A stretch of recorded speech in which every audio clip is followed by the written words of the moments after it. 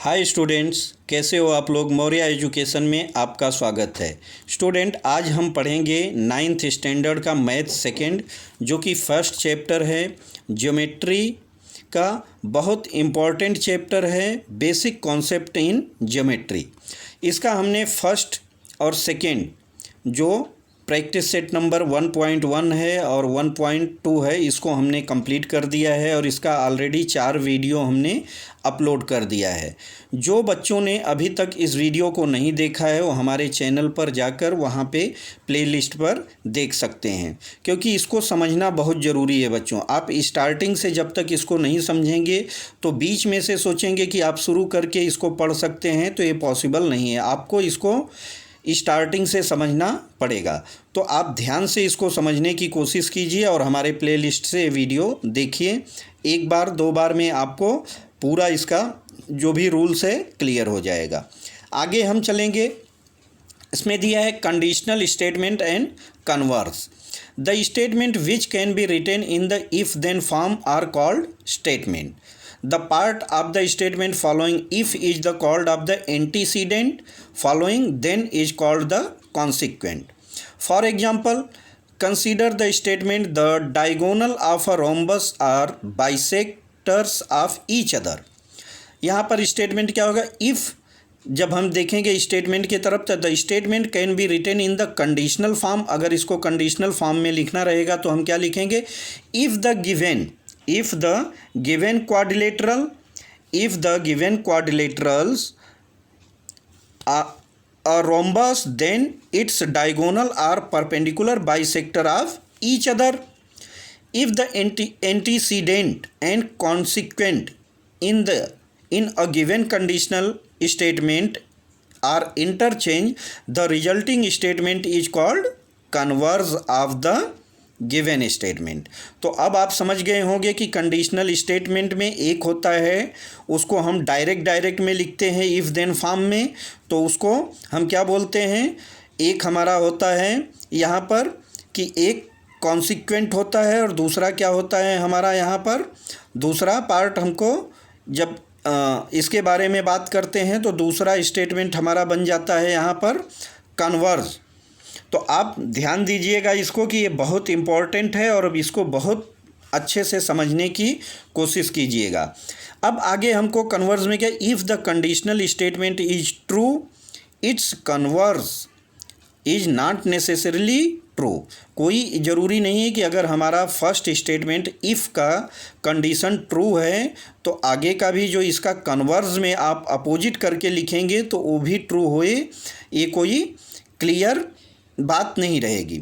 Study the following example. आगे हम कुछ एग्जाम्पल देखेंगे किसमें? कंडीशनल स्टेटमेंट के बारे में। इफ़ अ क्वाड्रिलेटरल, आगे क्या दिया? If a quadrilateral is a rhombus then its diagonal are perpendicular bisector of each other. क्या बोला जा रहा है कि अगर एक क्वाड्रिलेटरल रोम्बस है तो उसका क्या होगा? डायगोनल्स जो होता है वो क्या होता है? परपेंडिकुलर होता है, जो बाइसेक्ट करता है, एक दूसरे को इंटरसेक्ट करता है, वो क्या होगा? वहाँ पर एक दूसरे का परपेंडिकुलर होगा। ठीक है। अगर इसको हम कन्वर्स में देखें तो क्या आएगा? If the diagonal of a quadrilateral are perpendicular.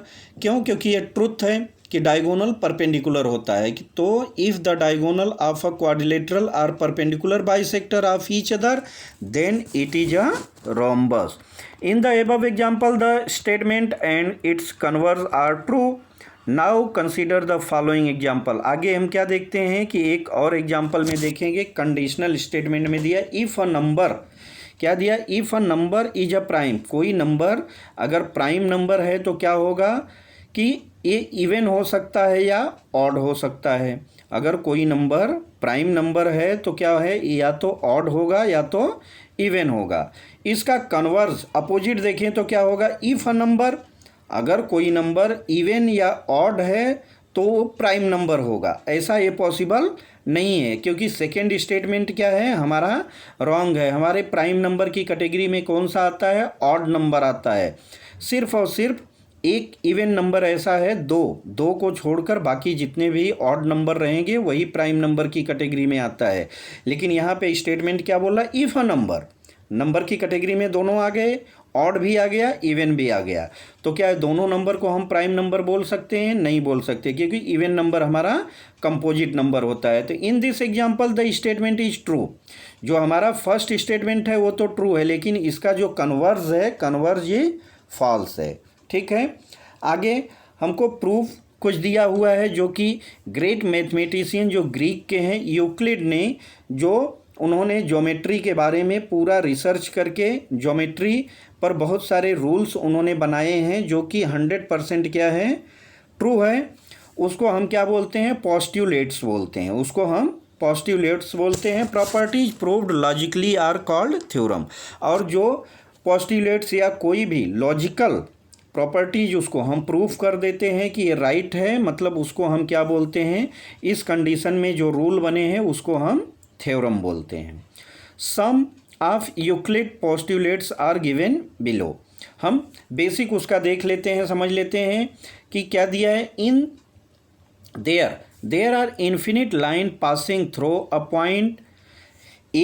एक लाइन से क्या है, there are infinite line passing through a point. एक पॉइंट अगर है तो उससे क्या है कि इन्फिनिट लाइन हम बना सकते हैं, उस पॉइंट से होते हुए जा सकती है इन्फिनिट लाइंस। ठीक है, एक उन्होंने फर्स्ट रूल बनाया। आगे उन्होंने बताया कि there is one and only one line passing through 2 point. अगर 2 पॉइंट है तो 2 पॉइंट को हम जोड़ना चाहें या दो, तो क्या होगा, वहाँ से सिर्फ और सिर्फ एक ही लाइन जाएगी, फर्स्ट पॉइंट से सेकंड तक या सेकंड पॉइंट से फर्स्ट तक जा सकती है, या उससे होते हुए स्ट्रेट लंबी लाइन बन सकती है, लेकिन एक से ज़्यादा लाइन नहीं बनेगी। आगे उन्होंने बताया है क्या है कि a circle of given radius. आगे दिया है कि a circle is given radius can be drawn taking any point as its centre.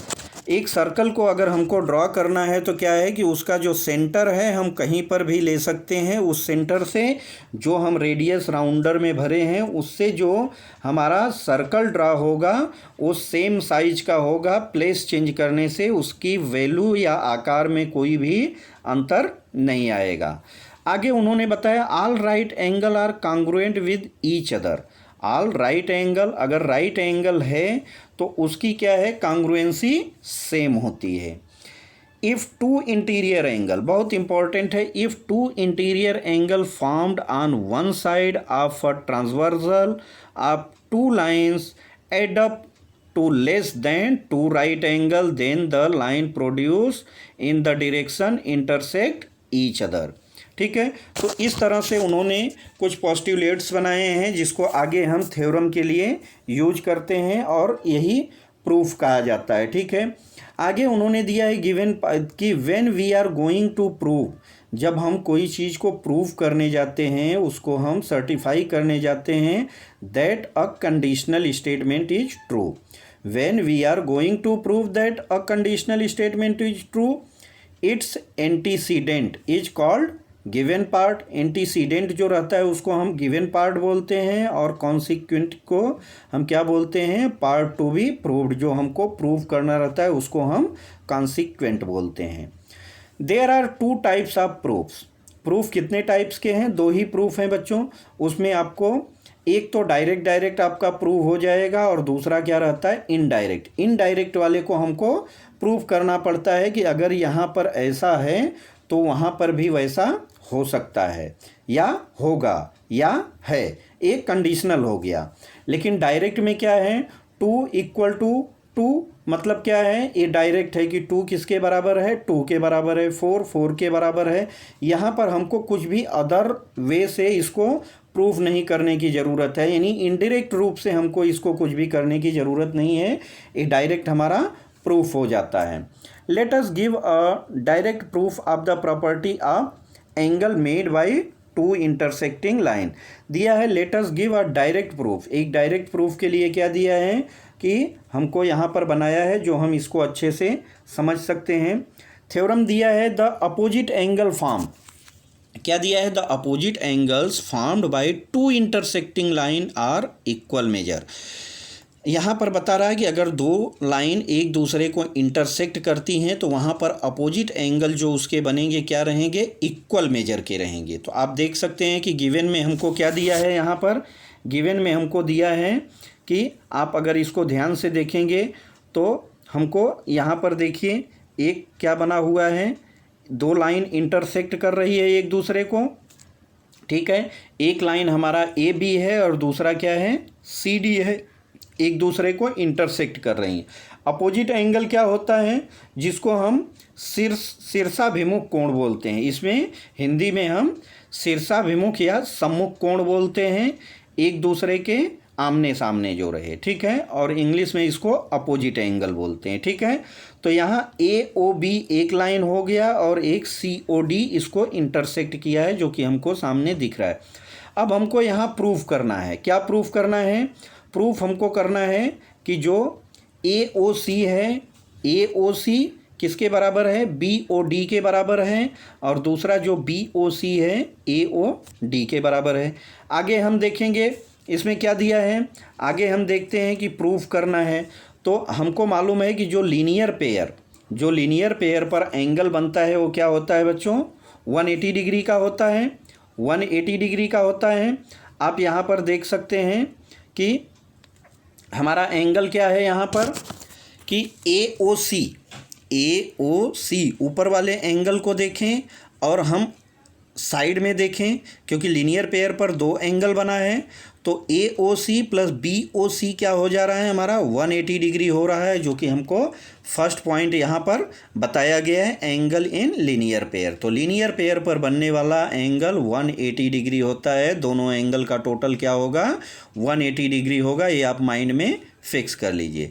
Second पर हम चलते हैं, इसको देखते हैं, डी ओ सी को देखते हैं या सी ओ डी को देखते हैं। यहाँ पर क्या है, B O C plus B O C plus B O D क्या है, 180 डिग्री है, क्योंकि ये भी एंगल क्या है, लीनियर पेयर है। अब दोनों एंगल को अगर हम जोड़ें तो क्या आएगा हमारा, ए O C plus B O सी, क्योंकि वो भी 180 डिग्री है और यहाँ पर भी दोनों हमारा 180 डिग्री है। तो A O C plus B O C equal to B O C plus D O C D O B हो रहा है या बी ओ डी हो रहा है। इक्वेशन फर्स्ट और सेकंड को देखने पर हमको पता चल रहा है। देखिए बी ओ सी से कैंसिल हो जा रहा है, तो हमारे पास क्या बच रहा है, वो दोनों इक्वल हैं। तो हमारा ए ओ सी भी किसके बराबर होगा, बी ओ डी के बराबर होगा, क्योंकि इसमें बी ओ सी हमारा एलिमिनेट हो जा रहा है, ठीक है। Similarly it can be proved that B O C equal to A O D होगा, ठीक है। तो हमको जो प्रूफ करना था वो क्लियर हो गया। यहाँ डायरेक्ट दिख रहा है, हमको इनडायरेक्ट में जाने की कोई भी ज़रूरत नहीं है। तो ऐसे ही हमको इसको प्रूफ करना है। आगे हम देखेंगे indirect proof. These types of proof start with the assumption, जिसको हम एज्यूम करते हैं, जिसको हम मान के चलते हैं, that is the consequent is false. वहाँ पर क्या होगा कि हम किसी को फॉल्स या ट्रू मान के चलते हैं कि अगर ये ट्रू है तो ऐसा है, या अगर ये फॉल्स है तो ऐसा है। Using its and properties accepted earlier, we start using step by step and reach a conclusion. इसको हम स्टेप बाय स्टेप करते हुए क्या है, किसी एक कंक्लूजन पे लास्ट पॉइंट पर पहुंचते हैं जो हमको रिजल्ट बताता है। The conclusion is contradictory. Conclusion क्या है, कंट्राडिक्टरी हो सकता है, एक दूसरे से अपोजिट या विरोधी हो सकता है। कंट्राडिक्टरी मतलब अपोजिट हो जाएगा। With the antecedent or a property which are already accepted. Hence the assumption that is the consequent is false goes wrong. So it is accepted that the consequent is a true. अगर wrong है मतलब तो सामने वाला क्या है, सही है। अगर ये सही है तो सामने वाला रॉन्ग है। Study the following example. आगे जैसे हमको दिया, अ prime number greater than 2 is odd. A prime number क्या है, ग्रेटर देन 2 इज ऑड। अब देखिए 2 से बड़ा तो हमारा 4 भी है, तो क्या हम उसको ऑड बोल सकते हैं, नहीं बोल सकते। तो यहाँ हमको इनडायरेक्ट रूप से सर्टिफाई करना पड़ेगा। अ prime number greater than 2 is odd. तो कंडीशनल स्टेटमेंट क्या बनेगा, इफ़ पी, मान लीजिए कौन सा नंबर, एक हमने वेरिएबल ले लिया, XYZ कुछ भी हो सकता है, P is a prime number. P क्या है हमारा, प्राइम नंबर है और क्या है ग्रेटर देन 2, और ग्रेटर देन 2 भी है, तो क्या होगा ये, अगर दोनों कंडीशन पूरा कर रहा है, प्राइम नंबर है और ग्रेटर देन 2 है, तो देन क्या होगा, इट इज़ अ ऑड। आगे हम देखेंगे गिवन में दिया है कि p is a prime number greater than 2 that is 1 and p are only divisor of क्या होगा p। उसके डिवाइजर क्या होंगे, एक तो 1 होगा और एक p, क्योंकि प्राइम नंबर का डिफिनीशन वही है कि या तो 1 से डिवाइड होता है या तो खुद से डिवाइड होता है। जब नंबर हमने p लिया है तो उसका एक डिवाइजर बनेगा 1 और दूसरा बनेगा p।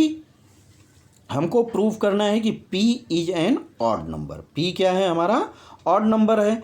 अब हमको प्रूव करना है, let us suppose that p is not an odd number. अब हमको क्या है कि पहले तो हमको देखना होगा कि p क्या है, नॉट एन ऑड नंबर। अगर नॉट एन ऑड नंबर है मतलब क्या है, कंडीशन हमारा रॉन्ग है, तब क्या हो जाएगा, p हमारा इवन नंबर हो जाएगा। ठीक है, तो यहाँ पे कंडीशन हम देख के चलेंगे। अब divisor of p is 2, divisor of p क्या है 2 होगा।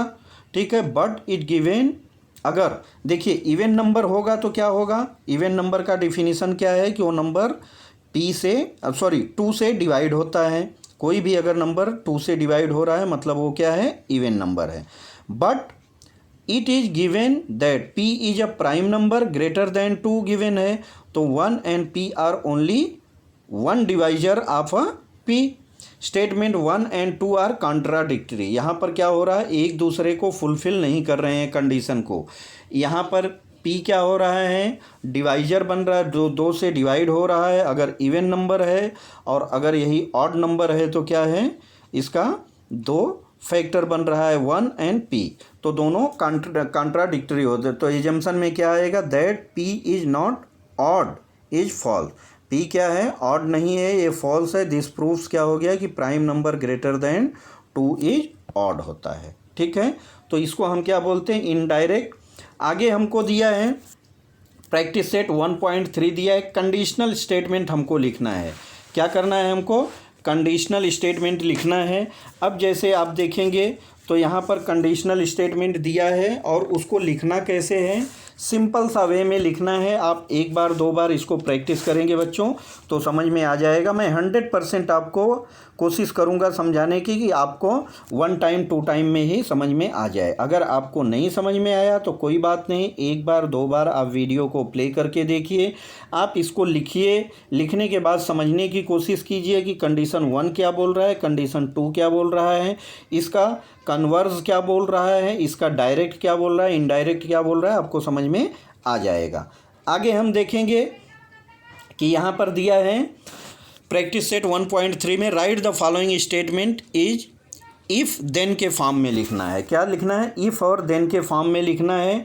तो हमको क्वेश्चन दिया है, the opposite angle of a parallelogram are congruent. Parallelogram क्या होता है, जो हमारा रेक्टेंगल का थोड़ा सा अपोजिट रूप होता है। अपोजिट मतलब क्या होता है, रेक्टेंगल का डिफिनीशन क्या है, 4 साइड होता है, आमने सामने का साइड इक्वल होता है, 4 एंगल होता है, 4 एंगल इक्वल होता है, और परपेंडिकुलर मतलब जो एंगल बने रहते हैं 90 डिग्री पे रहते हैं। लेकिन अगर उसी को हम थोड़ा डिस्टर्ब कर दें तो पैरालेलोग्राम बन जाता है। मतलब यहाँ पर क्या होता है, अपोजिट साइड एक इक्वल हो जाएंगे, बाकी सब कुछ सेम रहता है। तो उसको ही बोल रहा है कि the opposite angle of a parallelogram are congruent. Congruent का मतलब क्या होता है, सेम। तो इसको अगर हमको इफ़ और देन के फॉर्म में लिखना है तो हम क्या लिखेंगे, if quadrilateral is a parallelogram. अगर जो क्वाड्रिलेटरल है क्या है, पैरालेलोग्राम है, देन तो क्या होगा, इसका opposite angle of a quadrilateral are congruent. जो इसकी अपोजिट साइड रहेगी वो क्या रहेगी, इस क्वाड्रिलेटरल की कॉन्ग्रुएंट होगी। इसको आप चेक कर सकते हैं। तो इसको हम क्या बोलते हैं, इफ़ और देन का फॉर्म। इफ़ में क्या आया, if a quadrilateral is a parallelogram then opposite angle of a quadrilateral are congruent. तो इसका आपको सीधा सा इफ़ और देन के फॉर्म में लिखना है। आगे हमको दिया है the diagonals of a rectangle are congruent. Diagonal एक रेक्टेंगल है, रेक्टेंगल देखिए वो क्या रहता है कि आमने सामने की साइड इक्वल रहती है और जो एंगल बनता है 90 डिग्री पे रहता है, ठीक है। तो 90 डिग्री पर अगर हम 90 डिग्री से 90 डिग्री को किसी को मिलाएंगे तो वहाँ पर भी जो क्या बनेगा, डायगोनल होगा उसका एक दूसरे के इक्वल होगा, क्योंकि उसकी साइज सेम रहती है 90 डिग्री पे। इसी पर देखिए आप विंडो बनती है या डोर बनता है, इसको हम क्या रखते हैं 90 डिग्री पे रहता है, तो दरवाज़ा या विंडो एकदम एग्जैक्ट बंद होता है, एकदम प्रॉपर रहता है, उसका शेप कैसा रहता है, रेक्टेंगल जैसा रहता है। तो diagonal of a rectangle are congruent, तो इसको हमको लिखना रहेगा तो क्या लिखेंगे, if quadrilateral is rectangle. Quadrilateral किसको बोलते हैं, जिसमें 4 साइड होती है। तो जो 4 साइड से घिरा हुआ क्वाड्रिलेटरल अगर रेक्टेंगल है तो क्या होगा, देन डायगोनल्स आर कॉन्ग्रुएंट, तब उसका डायगोनल्स क्या रहेगा, कॉन्ग्रुएंट रहेगा। आप रेक्टेंगल बनाकर उसका डायगोनल उसमें खींच के आप चेक कर सकते हैं कि डायगोनल जो रहेगा दोनों की साइज, 2 डायगोनल रहेगा, दोनों की साइज इक्वल आएगी। आगे हम देखते हैं if an isosceles triangle, if an isosceles triangle the segment join the vertex, the segment join the vertex and the mid point of the base is perpendicular to the base. Perpendicular का क्या रहेगा, perpendicular base का क्या कहा जाएगा, perpendicular कहा जाएगा। तो इसको हम कैसे लिखेंगे, if a triangle is an ISOCELL, अगर जो ट्रायंगल है क्या है, आइसोसेल है, देन सेगमेंट, देन जो उसका सेगमेंट है ज्वाइनिंग वर्टेक्स से हम ज्वाइन करेंगे ट्रायंगल का, तो और उसका जो mid point of the base रहेगा, जो मिड पॉइंट जो बेस है उसका मिड पॉइंट से अगर हम उसको जोड़ते हैं तो क्या बनेगा, वहाँ पे बेस का परपेंडिकुलर हो जाता है। तो इस तरह से आपका क्वेश्चन नंबर 1 का जो इफ़ और देन फॉर्म था बच्चों, इसको कंप्लीट किया हमने। आगे हम देखते हैं कन्वर्स के बारे में दिया है, right converse of the following statement. आगे दिया है the alternate angle formed by 2 parallel lines, alternate angle जो जेड फॉर्म में रहता है, ठीक है, alternate angle formed by 2 parallel lines and there transversal line, 2 line parallel रहेगी, एक ट्रांसवर्जर लाइन रहेगी, और कॉन्ग्रुएंस होता है जो कि हमने इसको आगे पढ़ा भी है, समझा भी है, तो इसमें कोई भी दिक्कत नहीं है। इसको आप अच्छे से, जब ये सही है तो सही ही आएगा इसका आंसर। तो इसको हमको क्या लिखना होगा, if alternate angle, if alternate angle formed by 2 parallel lines and its transversal are congruent है, देन लाइन्स आर, देन क्या होगा, उस लाइन को हम कौन सी लाइन बोलेंगे, पैरेलल लाइन बोलेंगे। अल्टरनेट एंगल जो है वहाँ पर फॉर्म्ड किया गया है और लाइन ट्रांसवर्जल जो है वो कॉन्ग्रुएंट है उसके, तो वहाँ पर जो एंगल बनेगा वो क्या, जो लाइन रहेगी वो दोनों लाइन क्या कही जाएगी, पैरेलल लाइन कही जाएगी। If a pair of interior angle, if a pair of interior angle made by transversal of 2 lines are supplementary, then its line are parallel। देखिए सप्लीमेंट्री का डिफिनीशन क्या होता है, 180 डिग्री होना चाहिए। 180 वही होगा कि जहाँ पे लाइन स्ट्रेट या पैरेलल रहेगी। अगर 180 डिग्री है तो लाइन पैरेलल है, या लाइन पैरेलल रहे तो वहाँ पे बनने वाला एंगल सप्लीमेंट्री या 180 डिग्री है। और इंटीरियर पर बता रहा है तो इसको हम क्या लिखेंगे, if 2 parallel lines are intersected by a transversal, अगर 2 पैरेलल लाइन को हम किसी लाइन से इंटरसेक्ट करते हैं, किसी ट्रांसवर्जल लाइन से इंटरसेक्ट करते हैं, तो इंटीरियर एंगल क्या होगा, सो फॉर्मल और सप्लीमेंट्री, वहाँ पर जो एंगल फॉर्म्ड होंगे एक दूसरे के क्या होंगे, सप्लीमेंट्री। सप्लीमेंट्री एंगल का मीनिंग क्या होता है, 2 एंगल का टोटल 180 डिग्री होता है। तो इस तरह से आपको लिखना है बच्चों। आगे लास्ट दिया है कि if diagonal of a rectangle are congruent, the diagonals of a rectangles are congruent, तो हम इसको अदर वे कन्वर्स में क्या लिखेंगे, if the diagonal of a quadrilateral are congruent, अगर किसी क्वाड्रिलेटरल का क्या है, डायगोनल्स कॉन्ग्रुएंट है, तो देन वहाँ पर जो क्या बना है, जो ट्रायंगल या जो क्वाड्रिलेटरल बना है वो क्या रहेगा, उसको हम रेक्टेंगल बोलेंगे। वहाँ पर जो रेक्टेंगल बना है उसको हम क्या बोलेंगे, क्वाड्रिलेटरल इज रेक्टेंगल, ठीक है। तो इस तरह से बच्चों आपका प्रैक्टिस सेट नंबर 1.3 भी कंप्लीट हो गया। जो चैप्टर क्या था इसमें, basic concept in geometry chapter number 1, practice set number 1.1, practice set number 1.2 and practice set number 1.3 इसको हमने पूरी तरह से कंप्लीट कर दिया है। आप इसको वीडियो को बार बार देखिए, बार बार प्ले करके समझने की कोशिश कीजिए। एक बार वीडियो देखिए, फिर अपने मन से आप कीजिए। एक बार 2 बार जब आप इसको ट्राई करेंगे तो आपको 100% ये समझ में आ जाएगा। आगे हमने एक वीडियो डाला है बेसिक कॉन्सेप्ट ऑफ ज्योमेट्री, ठीक है, कि उसमें हम लाइन किसको बोलते हैं, एंगल किसको बोलते हैं, कोलिनियर पॉइंट किसको बोलते हैं, ट्रायंगल किसको बोलते हैं, इंटीरियर एंगल किसको बोलते हैं, एक्सटीरियर किसको बोलते हैं, अल्टरनेट एंगल किसको बोलते हैं, अपोजिट एंगल किसको बोलते हैं, कॉन्ग्रुएंट एंगल किसको बोलते हैं।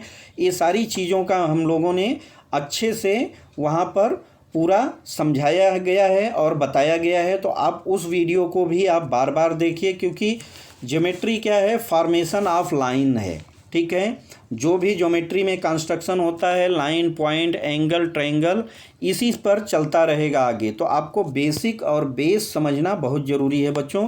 तो जिन बच्चों ने अभी तक हमारे उस वीडियो को नहीं देखा है तो प्लीज़ हमारा रिक्वेस्ट है कि जाकर आप वहां पर देखिए और उसको समझने की कोशिश कीजिए। और हाँ, जो बच्चे अभी नए हैं हमारे चैनल पर, अभी उन लोगों ने देखा है, तो आप प्लीज़ इसको समझने की कोशिश कीजिए और समझ में आ जाता है आपको, हमारा वीडियो अच्छा लगता है, हमारा कॉन्सेप्ट अच्छा लगता है, हमारी मेहनत ऐसी लगती है आपको कि हाँ, हमने मेहनत करके आपको समझाने या पढ़ाने की कोशिश किया है। और आपको ये वीडियो समझ में आ जाए तो हमारे चैनल को आप सब्सक्राइब कर दीजिएगा और हमारे वीडियो को लाइक और शेयर करना मत भूलिएगा। आपके जितने भी दोस्त हैं जो भी पढ़ाई करना चाहते हैं, आप उनको वीडियो शेयर कीजिए, वो भी अपने दोस्तों से शेयर करें, ताकि क्या है कि कोई किसी से अछूता न रह जाए कि उसके पास हमारा वीडियो न पहुंचा हो। तो बच्चों, अब मिलते हैं हम नेक्स्ट चैप्टर के लिए, जो कि पैरेलल लाइंस है, चैप्टर नंबर 2, नेक्स्ट वीडियो में, नेक्स्ट सेशन में। तब तक के लिए थैंक यू, बाय।